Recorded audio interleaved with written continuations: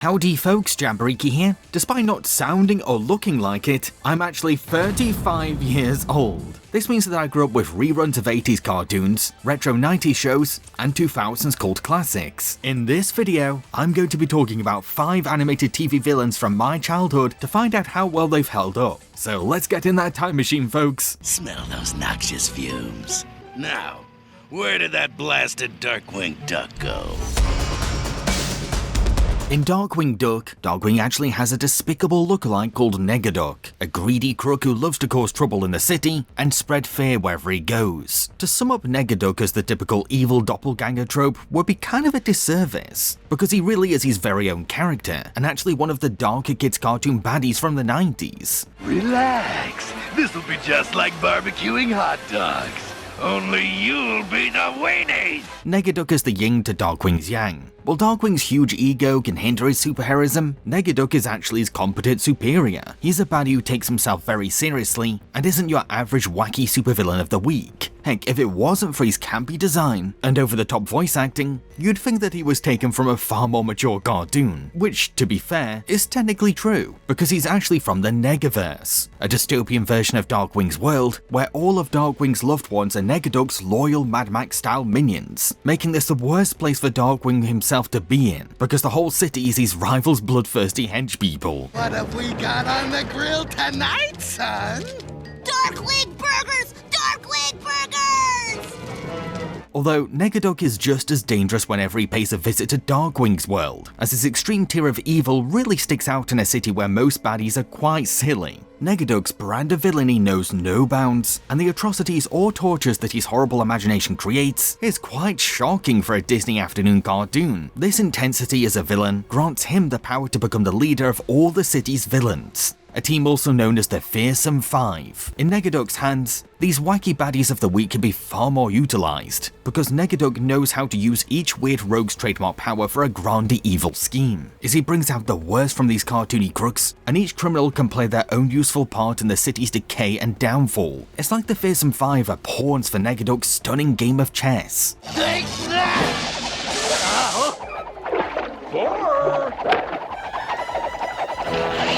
Have a nice trip! However, I say this as a team, but Negaduck is not the chummy type and very much prefers his own company, which makes the dynamic between Negaduck and his fellow baddies really interesting. Negaduck's lone wolf personality and clear hierarchy over his teammates means that this is less of a crime family and more of another example of Negaduck's ability to retain power.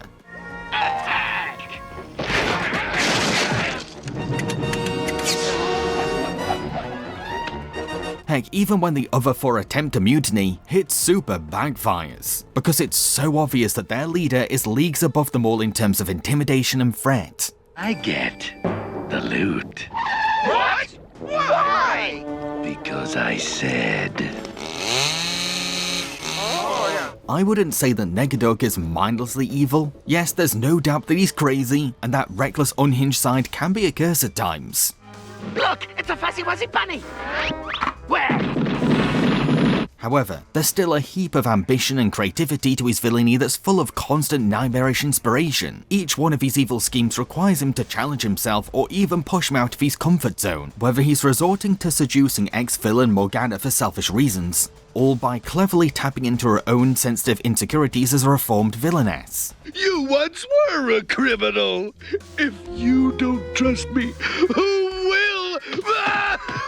Or using a magic gem to steal the powers of the other fearsomes to become the ultimate combination of superpowers, in an arrogant bid to prove that he can use their gifted mutations far better. Which, for a short time, is a brag that he does live up to. That's the thing. Negaduck is a villain that could turn anything he steals or inherits into a criminal scheme. That's how creative and flexible he is as an evil doppelganger. It doesn't matter if said source is a bunch of adorable innocent rabbits, or one of his very own twisted gadgets. Speaking of, I utterly love Negaduck's wide range of sci-fi weapons and machines. The man really has an eye for pushing what science can do, and every episode he's in surprises us with a new gadget of his. Sure, he mainly invents things for money-making purposes, but there's still a lot of potential danger to everything he cooks up, and his godlike brand of technology can result in some pretty unsettling scenes.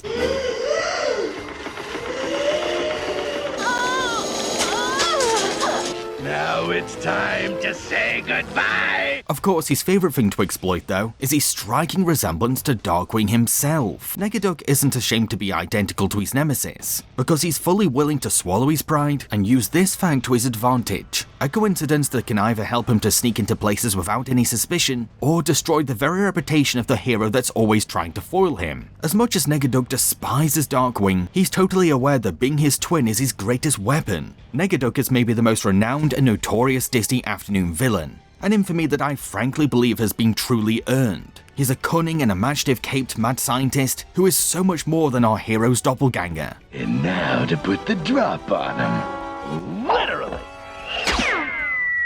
Attack! With pleasure. This iconic Disney baddie might have been many millennials' first ever cartoon crush, but she's not just a pretty goth with a fierce attitude. She's a genuinely amazing character who has aged like fine wine since the 2000s. Now, some might argue that Shego is more of a minion to Draken than a full-on villain, but I think that kind of oversimplifies the character a bit too much. She's a henchwoman in contractual name only, because the last thing I'd call Shego is a loyal servant. I demand obedience! From me? Please. A better description of her job would be a villain for hire. She's a super competent villainess with impressive qualifications who will work for any scoundrel who makes the highest bid. Although there's no denying that she tends to work for Draken the most. Maybe because he offers the best salary or something. But whatever the reason, every episode that pairs Shego and Draken up is always a recipe for perfect fun. The dynamic between these two is one of the major reasons why I love the show. There's just so much hilarity to come from seeing Draken's crazy ideas, nerdy campiness, and giant ego clashing with the far more efficient and very cool Shego. If these two are the enemies for a Kim Possible episode, then you can bet that there's going to be luxury comedy. You see, every time these two team up, Shego ends up being dragged into an overambitious mad scientist scheme that either makes no sense or is full of holes, which requires the Green Diva to take command of the wheel or criticize the Doctor for putting his childish imagination before any logic. It's almost like Shego has to mother Draken whenever he tries to take over the world. If you're such an evil genius, shouldn't you invent your own stuff? I mean, what's up with the stealing? It's called outsourcing, Shego. At the same time, it's always funny watching Shego tease and mock the overpowered Draken. The Doc might be a diabolical wizard when it comes to unethical science, but he's still a total dork who provides his cohort with an arsenal of cringe to roast. How about just last week when Kim Possible gave you that flying kung fu wedgie? And you were all like, Shego, help me, help me. That's not to say that these two never get along, because there are episodes where they're less crime partners and more queer-coded besties, as their shared disdain for the talented Kim Possible sparks their bond and chemistry. They might both put on cold, icy fronts, but anyone can see that these two have a weirdly charming friendship. I, for one, am extremely disappointed in Kim.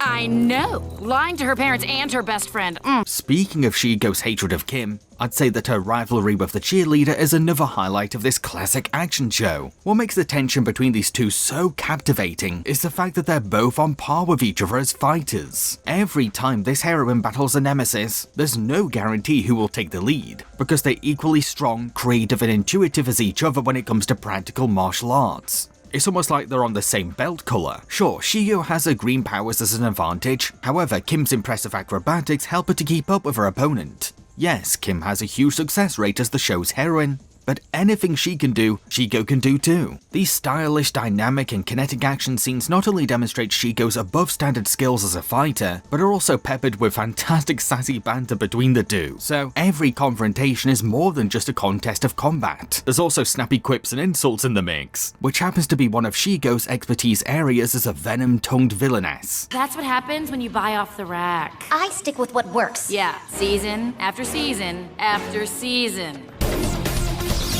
As nimble and brazen as Shego is though, she deserves so much more credit for being the show's most competent villain. Her employees might see her as the brawn to their brains, but I would argue that she's a lot smarter than those that she works for. This is a formidable woman who can steer Draken's visions in the right direction by pointing out all of the faults that he fails to notice in advance, or making sure that said scheme plays out well in the execution as a second-in-command tyrant. When you watch this show and pay special attention to Shego, you'll notice so many examples of her ability to keep the gears turning or natural instincts to get the ball out of Kim's court. You know what? A Kimmy Frappe sounds just right. There are episodes where Draken works alone or with a different villain, and the results often prove how much he needs Shego's support and advice. What have we learned? No cloning. Get in. Oh, and to those of you who are still convinced that Shego doesn't qualify for this video, let me remind you all that she did once rise up the ranks in the first Kim Possible movie, A Stitch in Time. In this TV special, Shego once again has to serve her fellow rogues, as she repeatedly shows far more awareness than the idiots in charge. Guys! What? The monkey clap.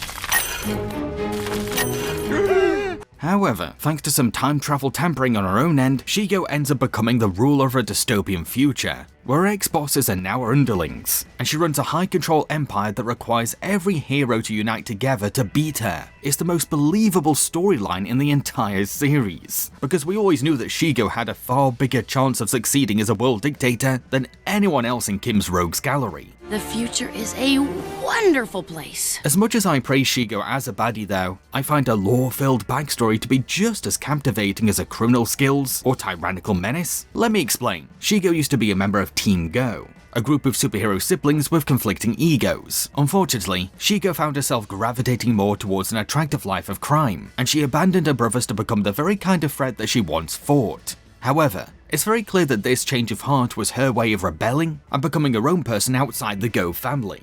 To say that she's become completely consumed by evil would be erroneous, because there's so much evidence of a softer Shego being trapped underneath a stoic exterior and devious smile. For one, you can tell that she does miss her siblings, because she honestly seems her happiest when she's guiding others, especially when she becomes a big sister-like teacher to the rookie baddie, Junior. Okay, we practiced this. Just a gentle toss. Perfect. And when she's given a chance to overpower her family, it's hinted that she lost on purpose. You practically gave it to her. Whatever. Now that I know the whole story, I think you secretly wanted to lose. What? Secondly, there are episodes in which the gadget of the week alters Shego, and other sides to herself are exposed, from when her evil is drained away, and she finally gets to put her child development degree to use. How sweet! An apple for the teacher! To an episode in which Shego's moods are now under remote control, and the emotionally guarded villainess's wall comes crashing down. Keep in mind, this machine only changes Shego's mood, not her entire personality, so there must be some truth to her behavior in this wacky plot. I am so happy you're not hurt. I mean, if anything had happened, I don't know what I'd do. As hard as Shego tries to seem like a cynical, tough-as-nails badass, the sad truth is that she's a superheroine going through a self-destructive identity crisis. Shego is a brilliant and overqualified woman who has always been underappreciated by a bickering family and egomaniacal employers. Why am I way down here under assistant manager for minor weaponry and office supplies? Well, here at Draken and Company, we believe... Whoa. Luckily though, the dark future we saw in A Stitch in Time never comes to be, as the show's brilliant two-part climax grants Shego and Draken a chance to play hero, in a plot that gives the villain duo and Kim a common enemy to fight together, resulting in a wholesome ending that not only brings Shego and Draken closer, but also grants Shego a new reformed life, which is beautiful, folks. Shego always tops best animated villainesses lists, and I'm so glad that she does, because she really is one of the best ever written female characters of 2000s television animation. Let's get down to business. No more sandbagging, what do you say? Before anything, I'd like to quickly disclose that I'm going to be referring to the English dub of Dragon Ball Z, because that's the version that I grew up with, which I'm very aware takes a lot of creative liberties. Anyway, while I can't say that Dragon Ball Z has aged perfectly, because it is very much a time capsule of 90s anime, this show will always hold a special place in my heart, because I have fond after-school memories of watching DBZ every day with my brother. However, how well does DBZ's Frieza hold up as a villain? Well, I was actually quite shocked how dark this baddie is upon rewatch. I always assumed that he was just a mean, campy alien from my childhood after-school cartoon, but holy crap is this villain so much more cruel and twisted than I remember. He's a genocidal monster who takes a sick joy from murdering and threatening those that are weaker than him. The The creep has no shadow of remorse, and he doesn't spare anyone in his hunt for Dragon Balls on planet Namek. Even poor Namekian children can become victims of his bloodshed. This anime is also really good at hyping up how much of a threatening aura this demon has. The tyrant's immense power level and pure evilness alone can strike fear and horror into our usually tough heroes. Yeah, I saw him all right. He was like pure evil. And his power level's the highest I've ever sensed. The brute may be a powerful royal overlord, but he's also gifted at understanding his enemies. From working out why an opponent has grown stronger, With all the fighting he's done, especially on Earth, he must have picked up some new techniques. to tracking the fragile weaknesses of whoever he's fighting. Why are you still trying? And if you don't tell me, maybe I'll just have to beat it out of Guru. There's a reason why Frieza walks around with a crap-eating grin. He smugly knows that he's in command, because he's a cunning master of reading the air or deciphering what makes his victims tick. Heck, the more natives he viciously interrogates, the better he gets at threatening them. If you still have any misgivings about cooperating with us, I would strongly urge you to give them up. Frieza may be totally able to hold his own, but he's still willing to assign henchmen to assist his villainy. Zarbon and Dodoria, who not only serve as Dragon Ball carriers, but also demonstrate the exceptional power of Frieza's tyrannical movement.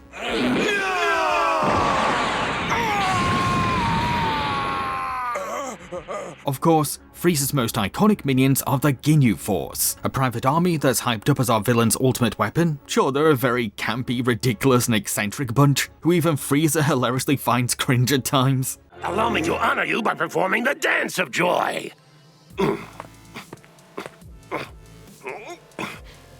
But each warrior offers a unique level of strength or a special power, so they do live up to their intense reputation.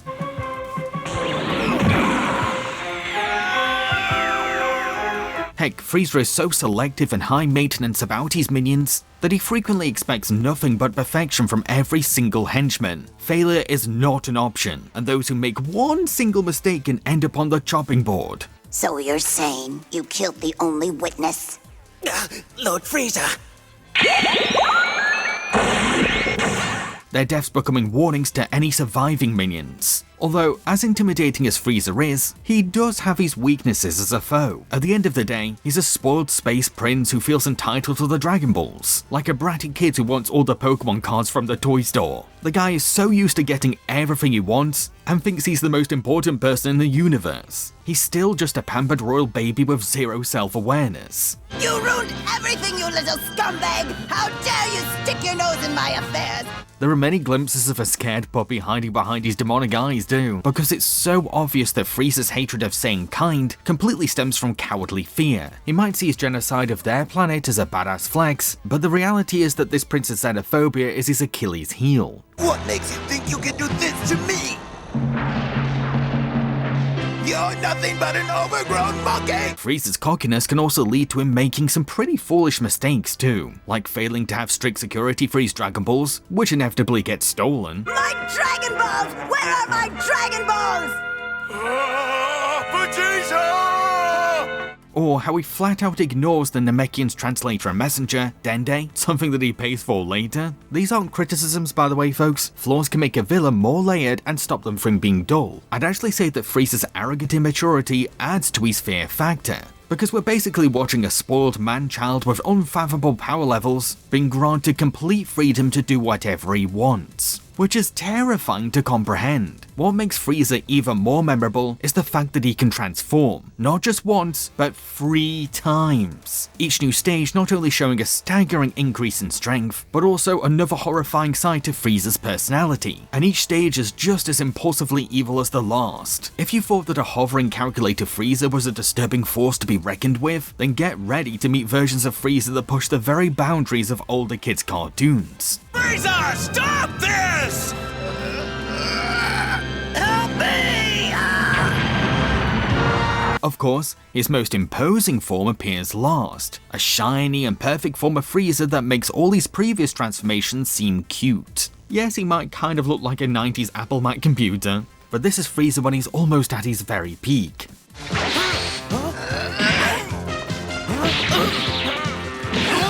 Unfortunately, we're in the point in the Frieza saga when I have to put on my critic's hat and admit this arc's weak spot, that being the fight between Frieza and Goku. Sure, it's a very famous battle that us millennial weebs love to look back on fondly, but rewatching it as an adult does crack my rose-tinted glasses. Yeah, it's impressive that the fight lost a whopping 22 episodes, but telling that wacky fact to people is more fun than actually sitting through all 22 episodes. Don't get me wrong, this fight has its exciting highlights here and there. I mean, Goku turning Super Saiyan for the first ever time still gives me goosebumps. Plus, it is rewarding to watch this pompous prince gradually losing his composure and revealing how pathetic he really is. Not to mention, the apocalyptic destruction of Namek makes for an atmospheric backdrop for the fight, while providing a ticking time bomb for Goku as a mortal hero. I can breathe in space and you can't. That means if the planet goes, then you won't have any more air to live on. However, on the whole, it's a rather poorly paced fight that really drags on.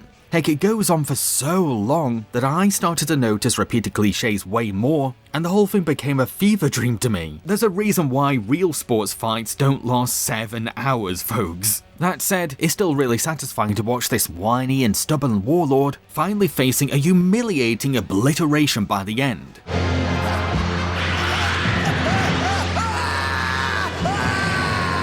Now, yes, Frieza did soon return to Dragon Ball Z, making a resurrected comeback in a bulky and over-designed cyborg rebuild, but this revenge attempt doesn't last all that long. Although, it is interesting to meet Frieza's dad, because his character really explains where all of Frieza's rotten bratty personality comes from. I take great pride in the fact that I have taught you all the necessary skills of life. Plus, it is funny how the fight on Namek has traumatized Frieza so much that he can't shake off his mental wounds once on Earth.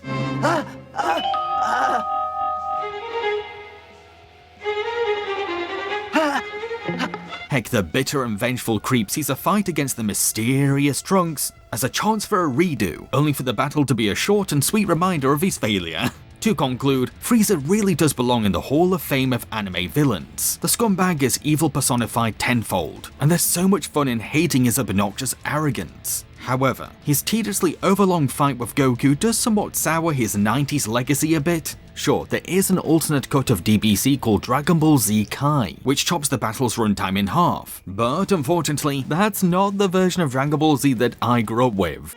Afraid she'll see you, or afraid of what you see?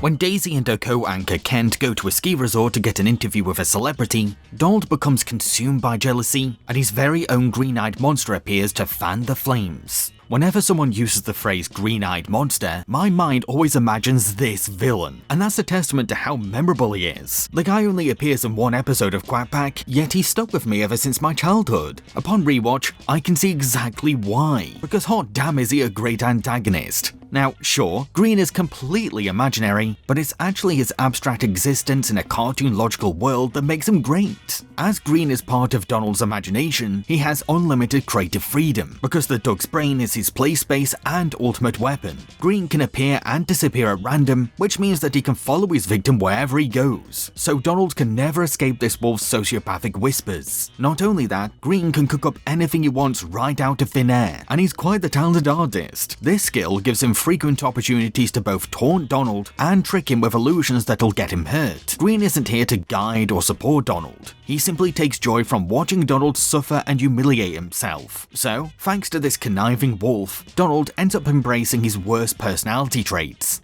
and lets Green rely on fear over evidence for his spying trip. Would you look at that?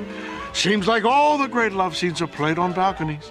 Romeo and Juliet, Anthony and Cleopatra. In a way, Green is a part of who Donald is. So while we can class him as a villain, he can also be observed as an aspect of Donald's psychology. He represents the Duck's deepest anxieties and unaddressed insecurities as a man. Sure, we can easily blame Green for fueling the fire, but let's not forget that Donald is renowned for his sensitive temper and swelling ego. You see, no matter how much Green tries to frame things, Donald is the guilty party, because his assumptions are insulting to Daisy's character and his relationship with her. In reality, Daisy is just trying to get a scoop and has zero romantic interest in any of her guys. Facts don't aid Green's mission though, hence why the wolf uses Donald's very own daydreams to concoct visions of a Daisy that doesn't exist. Do I have to paint you a picture? I'm the best part of all. as that Donald doesn't suspect a thing. Green is also a master of adjusting to changing fate too. Like I said, his goal is to drive Donald to be his very worst, and fall prey to his own delusions. So no matter what situation Donald is in, or how things play out in reality, Green always has an excuse to rub salt in the wound. Like if Kent ends up exiting the picture, Green will simply switch his target. Nice job on Ken. Too bad. You got fresh competition. Or when Donald is pushed into joining a ski contest, Green will just piggyback on Donald and make the already terrified Duck imagine the worst thing that could happen once he reaches the finish line, adding yet another layer of fear to the already nervous and inexperienced skier. Can I also point out how fantastically designed and voiced this villain is too? He's the snappily dressed Canis Lupus, who totally owns his fancy suit and green fashion palette. Oh, and his glowing eyes not only look creepily awesome, but also have the very important purpose of hypnotizing Donald. Comedy actor Stuart Pankin may be an unlikely choice for a suave, smooth talker like Green, but he actually aces the part, playing the role with a self-assurance that's dripping with slimy malice. Who am I? The green-eyed monster of jealousy. At your service. All while these self-absorbed men are letting their egos get the worst of them, it's actually the humble and professional Daisy who comes out on top. However, true to her nature, Daisy forgives Donald, and it's actually her love that helps our favorite Doug defeat a dark part of himself. Women can't resist a medical man.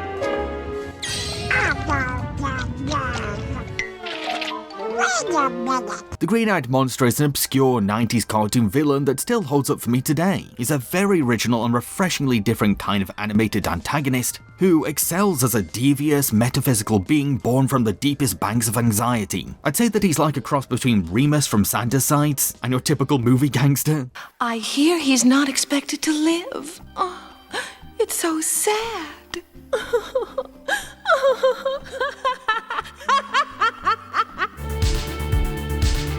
Dr. Pamela Isley has a PhD in botany and a passionate love for plants. She could channel these things into constructive global change, but should rather indulge in punishing humanity for destroying the planet. Like a lot of rogues from Batman's gallery of villains, Ivy is a character that we can both greatly fear, yet also sympathize with deeply. While the schemes border on being darkly demented, I totally understand her grief for Mother Earth and resentment towards those in power who are callously killing her. Her anger and rage is totally valid, but she's chosen to translate these feelings into a life of terrorist crime, rather than a path of peaceful activism. Sure, I lack any sympathy for many of her crooked victims, but innocent civilians frequently end up in a web of deceit, and I don't think that Ivy's methods are constructive for the grand scope of worldwide eco-protection. It will take months of additional spraying before the transformations become irreversible.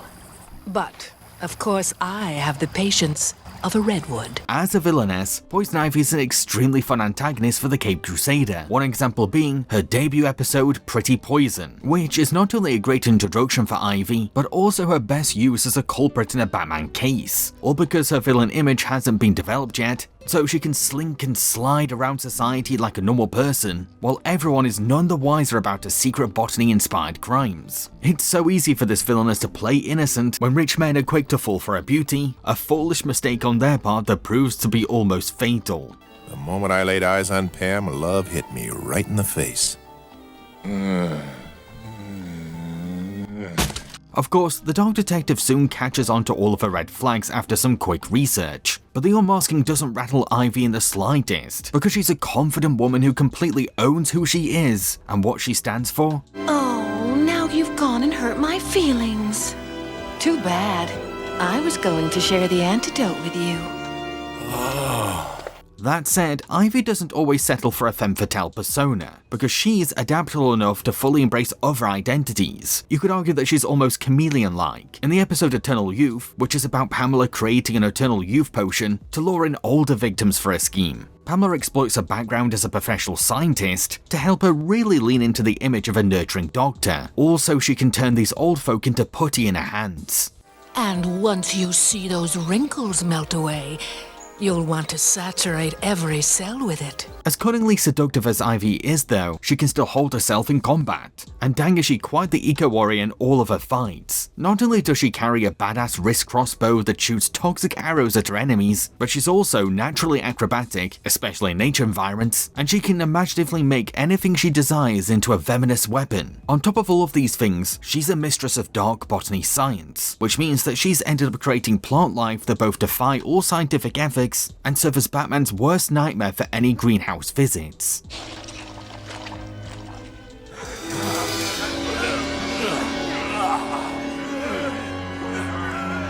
Oh, and if you think that her loyal minions are limited to just plants, then you're mistaken, because she's pushed the envelope for experiments so much that she can even create humanoid henchfolk, who she actually prefers over real humans.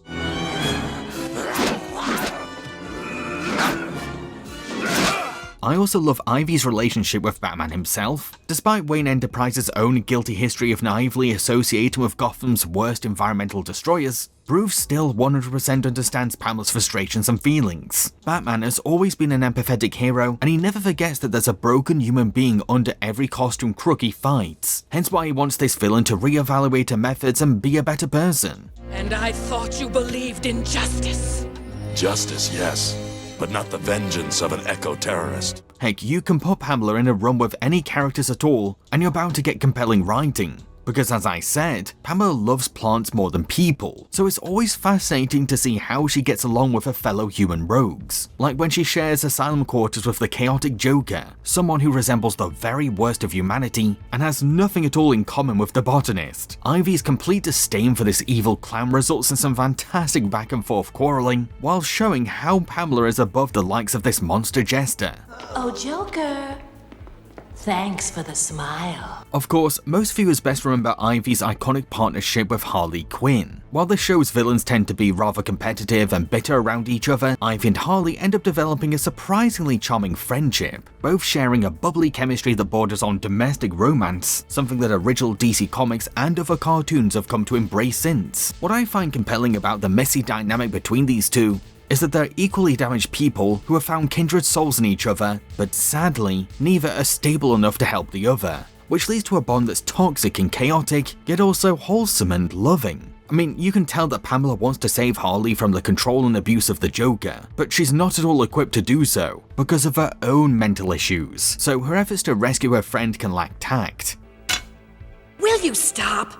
I can't believe you're still mooning over that psychotic creep. However, Ivy still shows love to Harley in her own ways, indicating that her naturally compassionate heart is trying to be in the right place. Now, you're not immune to poison like I am. And you won't last 10 minutes here in Toxic Acres without my antidote. That's the thing, Poison Ivy is ultimately a tragic character. She's someone who feels very deeply for the downtrodden and wishes for a better world around her. Yet, she repeatedly fails to express her feelings healthfully. This sentiment hits its boiling point in the season 3 finale episode, House and Garden, which, buckle up folks, is a pretty heavy story. You see, Pamela has been rehabilitated and is now living with her very own family. It's a brand new life that shows a completely different side to Pamela. She seems happy at last and healthier minded, as she reflects on her villain life with shame and expresses a genuine desire to be a mother and wife. I guess there really does come a time when a woman wants something more in her life. At least this woman does. I couldn't help but be really happy for her in this episode, so much so that my heart convinced me that there would be no way that she's faking this new life. Even when Batman's latest case revolves around botany, I still refuse to believe that Pamela was duping us. My stubborn denial and desire for a great character to find happiness drove me to suspect anyone else but her. I hated the idea of her relapsing or this joyful new life of hers turning out to be a facade. Sadly, it's revealed that Poison has been brewing her most unhinged scheme yet. A fabricated plant-grown family made from the DNA of a captive hostage, as she raises creatures with tiny lifespans that only exist to keep up Ivy's illusion and stop anyone from shattering her suburban dream. What's even more heartbreaking though, is that Pamela's desire for a loving family was completely true, but a highly developed poison immunity has come with the side effect of infertility, which honestly adds so much dramatic weight to every time we've seen her cradling a plant like a baby. I meant it when I said I wanted a family that loves me. I just wanted it on my terms. Now, yes, Poison Ivy did return for season 4 of this show, with a brand new goth elf revised design. While her episodes in this season don't carry on the drama from before, or lean into Pamela's tragedy as a character, the 3 plots that she's given in the 4th season are still really fun, and showcase her best qualities as a villain. Each episode ranging from silly to sinister. If you want a humorous episode, there's Holiday Nights, a festive caper about Bruce being forced to pay for Harley and Ivy's excessive shopping spree, with the villainess's wacky antics brilliantly contrasting against the billionaire's growing stress. But we also get Ivy-led crimes in episodes like Chemistry, in which the Vine Queen tricks wealthy tycoons with creepy fake plant partners, making for one hell of a personal and humiliating prank on our hero. This is Poison Ivy's work, isn't it? She must have grown you in her lab, then coated you with those pheromones she uses. I've been told that this TV series is only a fraction of a bigger story for Pamela, that respectfully continues in the comics. However, the episodes of this show that are Poison Ivy-centric still demonstrate everything that's great about this earthy diva. Feel free to watch one of my many other villain videos next, folks. I've been Jamboree, cheerio.